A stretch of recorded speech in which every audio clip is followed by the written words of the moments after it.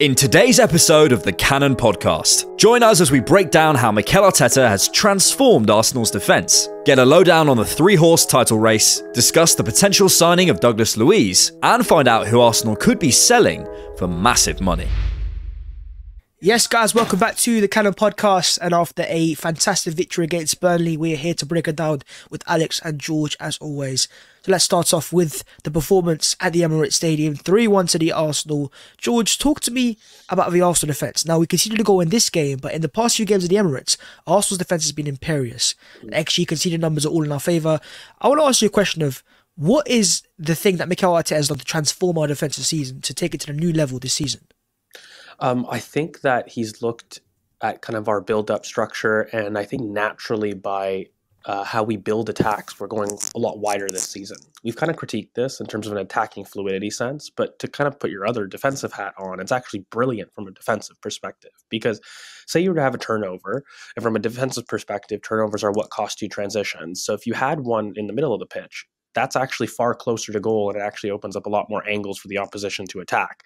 Now, if you had a turnover kind of out wide, then that kind of results in A, the distances being a lot longer to goal, but then B, it's a lot easier to defend with the byline so near, and so your angles become a lot smaller. So from a defensive perspective, by attacking through more wide areas generally, we kind of leave ourselves less vulnerable defensively. The only issue is, of course, from an attacking sense, that doesn't give you the same fluidity as we found last year. So that's one thing. And then the second thing is Nicholas Jover needs to get some serious praise, not just in an attacking sense, but from a defensive side of the coin. We don't concede corners. And I think that's been a very deliberate aspect to Arsenal's defensive record, because it's not just conceding set pieces or dead ball situations, but it more so has the issue when you're making sure not to give the opposition a chance to attack in your final third. That's part of the equation. And I think our general overall control and our high line is not something that we've maybe changed from last year. The only difference is our press. And I think that our press isn't as 1v1 or aggressive and intense as it was last year. And we're adopting more of a zonal approach. We still go man-to-man in certain sequences, but we definitely don't press with the same vigor, and we don't have our midfield press up as high anymore. So we defend much more in a mid-block, and the team kind of defends more zonally than it did last year. And so all of those three changes, I would say, in general, kind of make us a lot more sturdy defensively. They don't allow for as many transition moments for the team. Some of that kind of has an impact on your attacking ability, but generally speaking, we are an elite team defensively. And like I've said in previous pods, I think we're the best out of possession team in the world, certainly the most flexible. And I think that's probably where I'll end. We are very flexible in the way that we would like to defend, whether or not that be a 4-4-2 mid-block, whether that kind of be the way that we would prefer to build up. We are very able to switch our defensive principles and maintain the same consistency. So I'm looking at Man United, for example, and comparing that to other games this season. That was certainly a very different approach in terms of defending, allowing the keeper to have possession of the ball, allowing Man United to have possession in their final or in their first third, because they knew that, rather Mikel knew that they can't build up effectively. And so that kind of approach is not something that we've seen from Arsenal quite a bit. We're very much a high pressing team if we were to compare last season. And so that stark change in approach and still maintaining the consistency is incredible. And, you have to point to the players as well. They've been brilliant. When you look at things like Tomiyasu Zinchenko coming in immediately in this most recent game against Burnley, who, by the way, are a team that like the ball, despite them being, kind of relegation fodder, quote unquote, they are a team that like to dominate the ball. And so they were always going to have possession. I just thought it was brilliant, the fact that we limited them to such low chances. And we've been doing it consistently, not just with Burnley, but with Sevilla, with Newcastle. The last 3 or 4 games, we've had roughly 0.02 XG conceded on as maybe the most in most of these matches. And I think it's incredible when you start to see the amount of people that have come into the defense. Because last year, could we say that changing personnel meant that our defensive principles were maintained? I don't think we could. So all those things make us a much more stronger unit defensively, and credit goes to Mikel and the coaching staff for that. Most clean sheets, least goals conceded, least XG conceded. Arsenal's defence is very good. When you compare it to Man City, Alex, then, the defence they have of Gvardiol, Stones, Diaz, etc. With the likes of Saliba and Gabriel, especially William Saliba now after that goal against Burnley and all the praise, Do you think now that we actually have the best defence in the league over Man City, with all the stats in our favour? I would agree with George's point that I think we're the most flexible defense. 100%. I think it's hard to say what is the best defense in the league or in the world or whatever. It's really, I think it's nice. It's a nice thing to feel that we are like the best defense in the world, and it feels like that. But I think it's harder to quantify than maybe flexible, because I do look at the way we adapt how we, as George was alluding to, the way we adapt how we press, how we deal with certain situations. I kind of want to focus in more on the individuals though, because I don't think it's you can look at a team and say, well, they got fantastic, defense. Ultimately, that is made up of individuals, and yes, of course, the coaching stuff, as George has talked about, is there. But when we look at the performances so far this season of the likes of Ben White, of Gabriel, of Tomiyasu, of William Saliba, and also, we're not talking about him as much anymore, David Raya. He's added a certain amount to this defense, which I think it has taken us to another level. It's a small increments, as we've spoken about before, but these are little things. And I do want to come to William Saliba, because the levels we're witnessing from this guy are the same. I don't want to. The problem is if you start making these comparisons, people say, "Oh, you think they're the same player." I'm saying when Virgil van Dijk came in for Liverpool, and the level that their defense went up to in 2018, I'm not saying he's at that level yet, because he needs to show that consistency, but the step up in terms of the defensive solidity when Virgil van Dijk came into the back of that Liverpool defense, probably in the back, January 2018, that's what we've seen since, and we're seeing that level of growth in terms of our defense. He is absolutely imperious. His 1v1 capacity is unbelievable. I think someone asked the other day on X something like, "Oh, what is William Saliba's flaw?" And people had, people love a complaint. There was like 2 or 3 things. It was like, maybe it's like reading the flight of the ball from the half space, like really specific, very, very specific things. We have a generational centre back.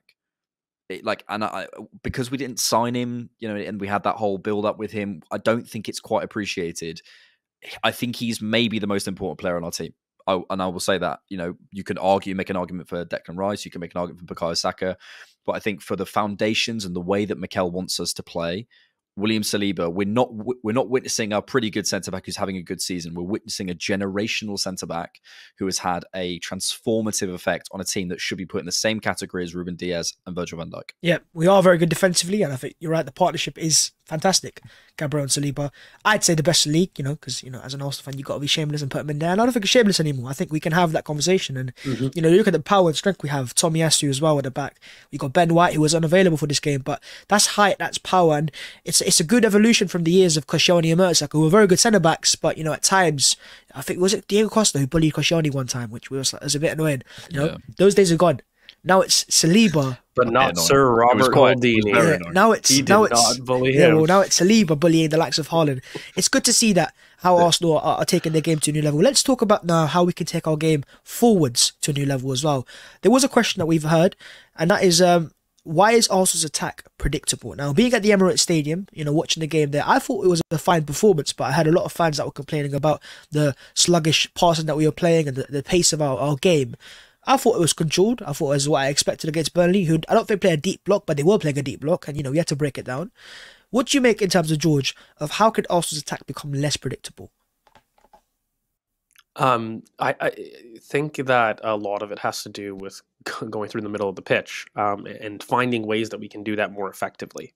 I think that's really where it comes down to, because look, the one thing that I don't want to do is ignore actually the fluidity in attack, because if you look at our statistical numbers and you look at the effectiveness to which Arsenal enter the box, they are second in the league. City are first, of course, and the main difference between the two teams is that, of course, Arsenal have a lot more wider box entries and City have more narrow or more final third entries. And the reason for them having more final third entries, but also more entries through kind of the center of the pitch, I think a large portion of that has to do with which areas of the pitch they prefer to hurt the opponent. And I just think that fundamentally Arsenal need to work at getting better at striking that balance. And we've talked a little bit about it on the pod. really quickly, I'll just hit the three major points that I think from a coaching perspective we need. We need to maintain this quick build-up state. I still felt versus Burnley, we were lulled into a sense of having a little bit more slower build-up tempo.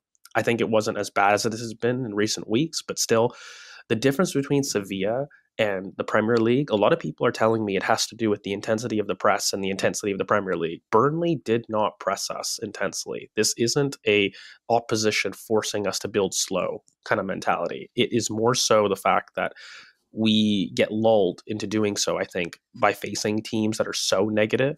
And depending on what spaces we get afforded, the team kind of assumes that we will gain this territorial control. And we almost see the opponent submit to going into this low block. Now, this is a mental issue, in my opinion. We've got to increase the build-up tempo. We've also got to increase the staggering of our pivot to be a little bit more vertical.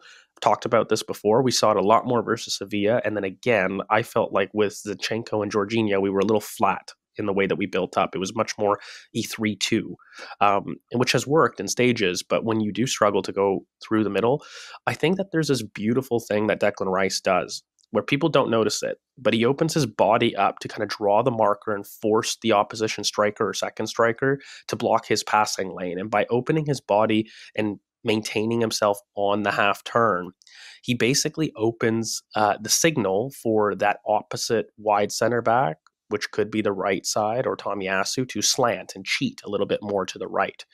And so what this does is it forces an angle for the space for Trossard or Jesus or whoever the false nine is to drop into the left-hand side. It manufactures space centrally, but also it leaves kind of that second eight, which is Jorginho, out of the space of the passing lane. And it opens up sides and it opens up areas for us to pass into.